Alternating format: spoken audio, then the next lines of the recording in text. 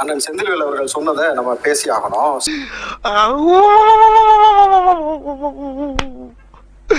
இன்னைக்கு என்னெல்லாம் பண்ண போறாரோ. 2 வருஷம் செஞ்சா பயிற்சி, ஒரு 5 வருஷம் எடுத்தா முயற்சி, 15 வருஷமா ஒண்ணுமே சீண்டாம ஒரு 15 வருஷமா ஒரு இடத்துல அப்படியே கிடந்துச்சுன்னா அது போனோம். டேய் அவன் செத்துட்டான்டா. மாற்றம் எந்த அளவுக்கு நிகழ்ந்திருக்கு, அவங்களுக்கு 8ல இருந்து 4 மாறி இருக்கு. பெரிய மாற்றம் தானே. அடேங்கப்பா. எந்த அளவுக்கு மாறி இருக்கு திமுகல, ஸ்டாலின் அவர்கள் கூட வந்து எம்எல்ஏவா ஜெயிக்க முடியல. அதாவது இன்னைக்கு 2 பேருக்கு தான் போட்டிய. ஒன்னு அழுவினிக்கும், இன்னொன்னு புழுவினிக்கும். அங்கிட்டு போய் விளையாடுங்கப்பா. ஒவ்வொரு மண்டபமா தேடி தேடி போய் அழுகுது அழுவினி. அவன் மண்டபத்து வெளியில போர்டு வைக்கிறான், எப்பா கல்யாண வீட்டுக்கு வந்தா கல்யாணத்தை மட்டும் பேசி ஒப்பாரி வைக்காதான் போர்டு வச்சுட்டு இருக்கான். சரி சரி. இன்னொன்னு புழுவினி சொல்ற பொய்யெல்லாம் பார்த்தா ஐயோ புக்கு போட்டா கூட எத்தனை புக்கு போறதுன்னு தெரியல. என் போட்டோ ஒருத்தன் ராணுவத்தில் இருக்கும்போது துப்பாக்கியில ஒட்டிட்டான். எப்படியே துப்பாக்கியில ஒட்டிட்டானா, உடனே அவனை ஜெயில போட்டாங்களாம். அப்புறம் திருப்பி 2 மாசம் கழிச்சு வெளியே வந்தானா, மறுபடியும் துப்பாக்கியில ஒட்டினானா. ராணுவத்துல துப்பாக்கி இருக்குல்ல, அதுல போய் அண்ணமடத்தை ஒட்டிட்டான். கத்தி பிடிச்சு உள்ள வண்டி வச்சுட்டாங்க. 2 மாசம் சிறையில் இருக்கான். என்ன செவிடு ஆக்கிடுறாண்டவா. எனக்கு டேய் ஏன்டா அடங்க மாட்டியாடா. ஆனா அப்புறம் தூக்கி வேற இடத்துல போட்டாங்க. வேற இடத்துக்கு போட்டான். 2 மாசம் தண்டனை முடிஞ்சு மறுபடியும் ஓட்டிட்டான். அண்ணே அவன் என்ன சிறையில போற, நான் ஒட்டுவேன். நாங்க வர்றோம்ப்பா.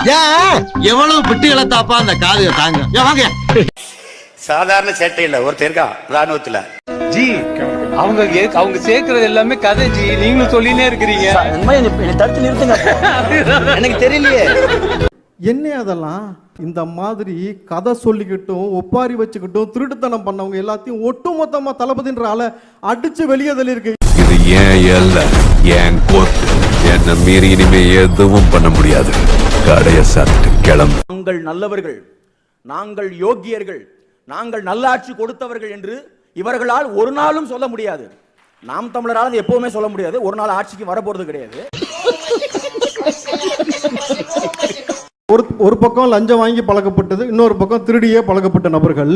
நல்ல காம்பினேஷன், குட் காம்பினேஷன் மைண்ட்ல வச்சிருக்கிறேன். இன்றைக்கு சம்ம நினைச்சவனே பார்த்தாக்கா சிங்கப்பூர்ல சுற்றுலா போயிருக்காருன்னு பார்த்தா அங்க போய் ஆஸ்பத்திரியில் படுத்துட்டு ஒருத்தர் போஸ்ட் கொடுக்கிறாரு. ஏவா வேலுவான். என்னையானாக்கா நெஞ்சு வலி வந்து விட்டது. என்ன கம்ப்ளைண்ட்?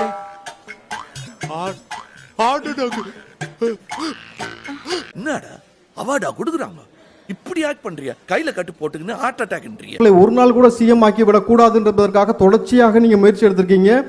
இன்னைக்கு 10 பேர் அதுக்காக கைது செய்யப்பட்டிருக்காங்க. 180 கோடி வரைக்கும் பேரம் பேசிட்டு வெக்கம் இல்லாம நீ வந்து குதிரை பேரம் நீங்க பேசுறீங்க. வெக்கமா இல்ல, வெக்கமா இல்ல, வெக்கமா இல்ல, வெக்கமா இல்ல, வெக்கமா இல்ல. விஜயகாந்த் அடிச்சாரு அடியில, தளபதியோட அண்ணன் விஜயகாந்த் அடிச்ச அடியில எதிர்கட்சியா தான் வரல, தளபதி அடிச்சாரு எம்எல்ஏவா கூட வரல ஒருத்தர் குளத்தூர்ல. அத வேற ஞாபகப்படுத்திட்டீங்க. நெஞ்சமெல்லாம் பொண்ணு அறக்கு தம்பி, மறக்க முடியல. காசு கொடுக்கலையா, உங்கள மாதிரி சாராயம் கோட்டர் பிரியாணி கொடுக்கலையா, தளபதி என்ற ஒற்றை பேருக்காக இன்னைக்கு அத்தனை பேர் எம்எல்ஏவா உள்ள உட்கார்ந்து இருக்கிறாங்க.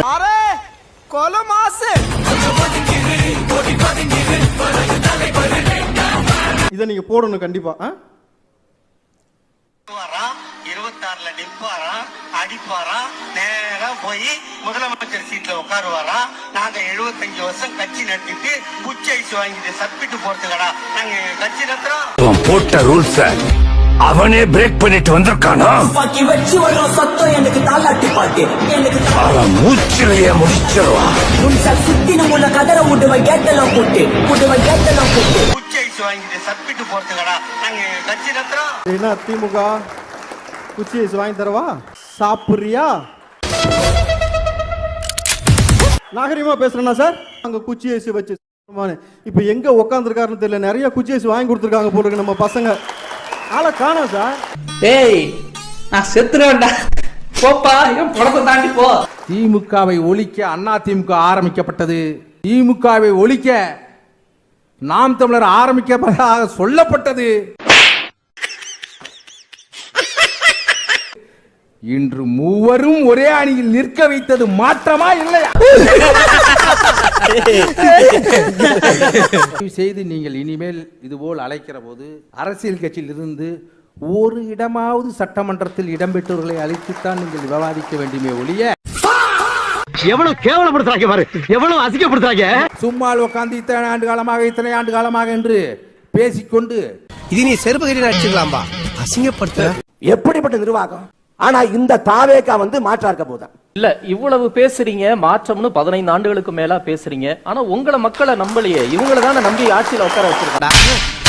நீ கேட்ட ஒவ்வொரு கேள்வி என்ன செருப்பால் அடிச்ச மாதிரி இருக்குடா. மாதிரி இல்ல, உண்மையிலே செருப்பால தான் அடிச்சது. இன்னைக்காவது இவங்க ஆட்சியில யாராவது காலையில சட்டமன்றத்துக்குள்ள வந்து சாயங்காலம் 5 மணிக்கு போன வரலாறு இருக்கா சார்? கடல்லே இல்லையா? ஒவ்வொருத்தன் தலையிலையும் கிட்டத்தட்ட 1,35,000 கடன் வாங்கி வச்சுட்டு போயிருக்கு திமுக. அதிகபட்சமா ஊழல் செய்யறதுன்னு ஒண்ணு இருக்குல்ல. 10 லட்சம் கோடி கடன் சொன்னாங்க. ஆனா இங்க விசாரிச்சு பார்த்தா 13 லட்சம் கோடி கடனை வாங்கி வச்சு போயிருக்காங்க.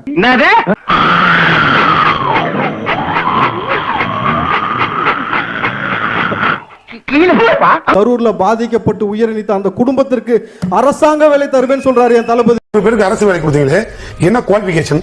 இது என்ன பேசிக் குவாலிபிகேஷன் நாட் நெசசரின்னு ஓபன் யூனிவர்சிட்டியில போடுற எக்ஸாம்? யாரும் சீஃப் செக்ரட்டரியோ டிஸ்ட்ரிக்ட் கலெக்டரோ போடல. அவங்க கல்வி தகுதிக்கு ஏற்ற மாதிரி ஒரு வாழ்வாதாரத்துக்கு வேலை. திமுக ஒரு 40 பேருக்கு வாழ்வாதார வேலை கொடுக்கறத பார்த்து வருத்தப்படுதுன்னா எனக்கு புரியல. அந்த மாதிரி எவ்வளவு பேர் உங்க கட்சியில துணை முதல்வர் போஸ்டிங் எல்லாம் கொடுத்துருக்கீங்க. பாவம் பார்த்து குடும்பத்துல பிறந்த ஒரே காரணத்துக்கு துணை முதல்வர் போஸ்டிங் கொடுத்தீங்க. நாங்க துணை முதல்வர் போஸ்டா கொடுத்தோம். பாவம் அவங்க சாப்பிடுறதுக்கு ஒரு வேலை வாங்கி கொடுத்தோம். அதுக்கே இவ்வளவு கோபப்படுறீங்களே. துணை முதல்வர் பதிலாம் கொடுத்தீங்களா? நாங்க கேட்டோமா? சொல்லுவா வேணாம்.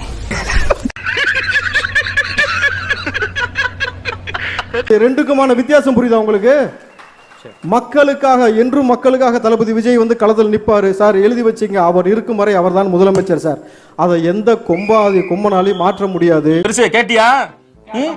பெரிய மனுஷன் அடிக்க கூடாது பாக்குறேன். போயிரு அவரை ட்வீட் பண்ணிட்டு இருக்காரு. யார் பண்றாரு? உதயநாத் தம்பி அட்மின் இல்லையா? அட்மின் புரியல. அட்மின் இல்ல, உதயநிதி ஸ்டாலினுக்கு அட்மின் இல்ல, அவர் தான் பண்றாரு. அட்மின்ன்றது வேற, ட்வீட் போடுறதே வேற. ஒரு விஷயத்தை பேசுறதுக்கு 4 பேப்பர் தேவைப்படுது, அப்புறம் ட்வீட் போடுறதுக்கு அட்மின் தேவைப்படாது. விஷயத்தை சொல்றதுக்கு அந்த 4 பேப்பர்ல எங்க கத்தி பேசணும் இருக்காது, தமிழக அரசு எங்க பிரேம் பண்ணிக்கணும் இருக்காது. நான் ஒன்னு இப்ப ரீசெண்டா தாவேக அரசு உங்கள் ஆட்சியை இந்த உலகமே பார்த்து கொண்டிருக்கிறது. அடுத்ததாக நானும் பாக்குறேன். சுகுமாரன் அவர்கள் அதிமுக சேர்ந்தவர், இப்ப இறந்துட்டாரு. அவர்கிட்ட கேட்டு பாருங்க, ஒரு மாசம் ஒரு செயல்பாடு